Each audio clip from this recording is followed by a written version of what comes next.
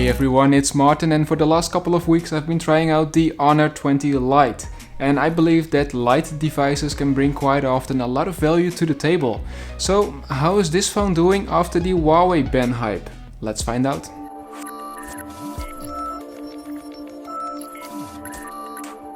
This is Honor, and it's part of Huawei, as you might know. And for the last couple of weeks it's been widely discussed that Huawei has been banned by the US. And I just wanted to let you guys know how this device is performing after a couple of weeks after the ban. And to me it's been a pretty decent and smart all-rounder, all things considered. The Honor 20 Lite may be aluminum underneath, but are coated in a plastic-based color layer, and I've got the black version as you can see over here. Now it looks the part, but it doesn't feel like a high-end model, or for example the P30 Lite, which is just a little bit more premium feeling and looking. Now viewing angles are as good as the P30 Lite, which you can find here in the top right corner, so make sure to check it out after watching this video. Now the top brightness is very similar to the P30 Lite, the same counts for the sharpness, and because they have the same pixel density. Now you really do get a pretty similar experience for less money. And another difference that I noticed is that the P30 Lite's display appears to be a little bit closer to the surface, giving it a more immediate pop. Honor's Magic UI is sitting on Android 9, which is basically the equivalent of Huawei's EMI UI sitting on Huawei phones. Now I have to say that it feels really responsive, but Honor does add a couple of unwanted apps, which I will advise you to remove right away. The interface is colorful and busy, and some even say it's bad, but I rather like it once a few tweaks have been made. And in the Themes app you can install new icons and themes to match your preferences, and there's no app drawer, but you can add one in the settings menu. Now this phone over here has a stunning 128 gigs of storage, which is impressive for a budget phone. However, the reading and writing speeds over here are average, let's say.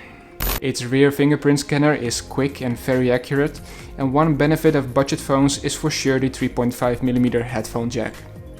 Now this phone over here has the HiSilicon 710 chipset, which is a Huawei made alternative to, for example, the Snapdragon 660, which is a mid-range processor. The GPU is the Mali G51, and if you're into gaming, then the Poco F1 phone is similarly priced but a much better choice. Right now the Honor 20 Lite can play any kind of Android game perfectly. It's just for the more demanding 3D games like PUBG that it will be playing on medium settings with a decent amount of frames per second.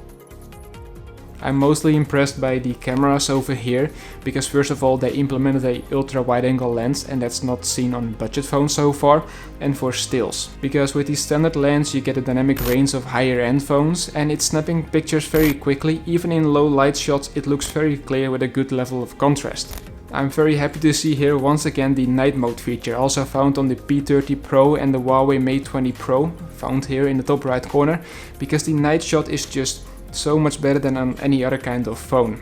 The images certainly are brighter, but the image quality is not close to the phones as mentioned before.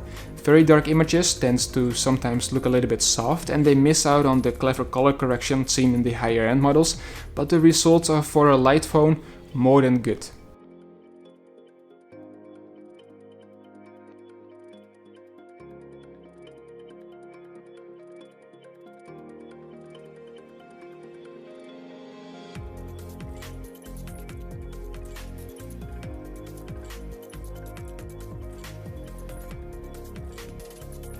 Now the selfie camera, the 32 megapixel selfie camera impressed me also. In good light it can pick up some fine facial hair, but the bokeh effect is not as good with the edge detection as on the higher end models, because it's often wrong. Now what is missing on this camera setup? A zoom lens. Well, they implemented a depth sensor, which is nice for the bokeh effect, etc, but some people might miss the zoom lens. But that's quite expensive to implement, and that's maybe one of the reasons why it's not found on this phone. Now, you also cannot record in 4K video, because Huawei blocked the right for third-party applications to increase the resolution, and there's no form of any kind of stabilization, which is bizarre and disappointing.